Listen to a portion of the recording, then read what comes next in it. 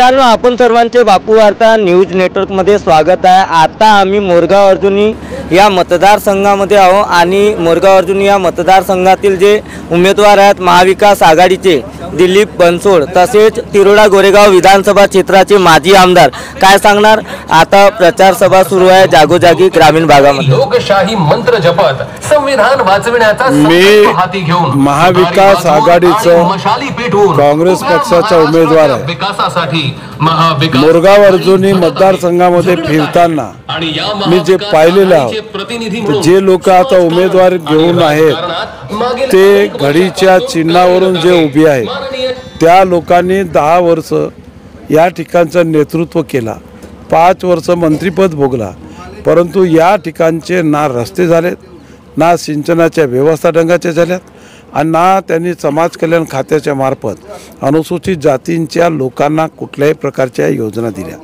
अशा पद्धतीचा अविकसित राहणारा माणूस, अशा पद्धतीचं कुठलंही काम न करणारा माणूस तो आज या ठिकाणी उभा आहे। आणि म्हणून मी जनतेला एवढा विश्वास दिलेला आहे की माझ्यासारख्या माणसाला तुम्ही निवडून द्या। निश्चितपणानं सांगू इच्छितो, मग तो अनुसूचित जातीचा असो, जमातीचा असो, एनटीचा असो, व्हीजेएनटीचा असो, ओबीसीचा असो, ज्या ज्या लोकांना ज्या ज्या बाबींच्या गरजा आहेत त्या राज्य शासनाच्या कडून त्यांच्यापर्यंत पोहोचवणं, त्यांना आर्थिकदृष्ट्या सक्षम करणं, ह्या सगळ्या गोष्टीच्यासाठी माझा प्राधान्यानं काम राहील। ज्याप्रमाणे 2014 ते 2019 पर्यंत राजकुमार बडोले हे माजी सामाजिक न्यायमंत्री होते, त्यावेळेस जर बघितला असता तर मोरगाव अर्जुनी, गोरेगाव, सडक अर्जुनी या क्षेत्रामध्ये सगळ्यात मोठा इंडस्ट्रियल एरिया टाकून रोजगार देऊ शकत होते। आता त्यांचा मॅनिफेस्टो जाहीर झाला आहे, असं तिथं कोणत्याही प्रकारचा उल्लेख नाही रोजगारासंदर्भात। मी एवढंच सांगतो आहे की ते सगळे जनता आहे।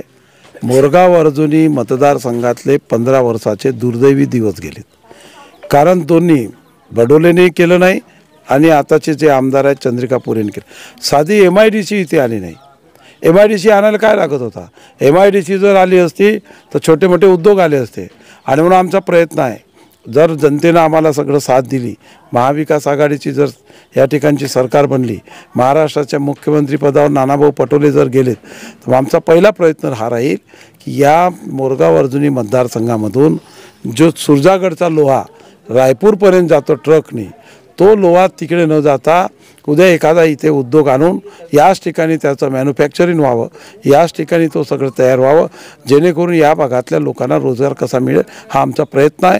आणि निश्चितपणे त्याला करू आणि लोकांना रोजगार, त्या मुलांना रोजगार नाही, रोजगाराच्यासाठी भटकत आहेत, ही व्यवस्था यांनी केली नाही, त्याच्यामुळे आम्ही करण्याच्यासाठी कटिबद्ध आहोत।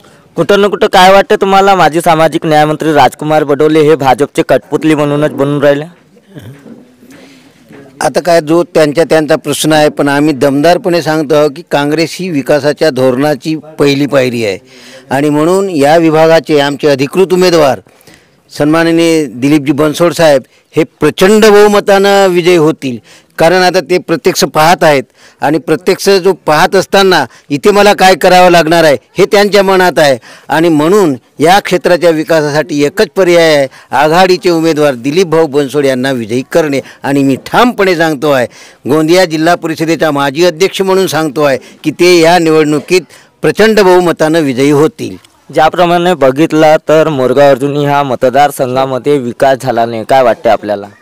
मोरगाव अर्जुनी क्षेत्रातच नव्हे तर संपूर्ण महाराष्ट्रामध्ये त्या युतीच्या शासनाने सर्वांना, शेतकरी, युवक मित्र, महिलांना सर्वांना बर्बाद करण्याचं काम केलेलं आहे। कोणत्याही प्रकारचा विकास कुठेही केला नाही, फक्त खोटं बोलून लोकांना भ्रमित करण्याचं काम यांनी केलेलं आहे, हे निश्चितप्रमाणे सांगू इच्छित। आपण बघितल्यात आपल्यासोबत होते माजी आमदार दिलीप बनसोड, तसेच या क्षेत्रातील काँग्रेसचे पदाधिकारी, वरिष्ठ नेते मंडळ येथे होते आणि त्यांनी काय सांगितले महायुती सरकारबद्दल आणि राजकुमार बडोले यांचा 2014 ते 2019चा कार्यकाळ कसा होता आणि त्या कार्यकालामध्ये ते काय घडवू शकत होते आणि काय घडवून आणू शकत होते।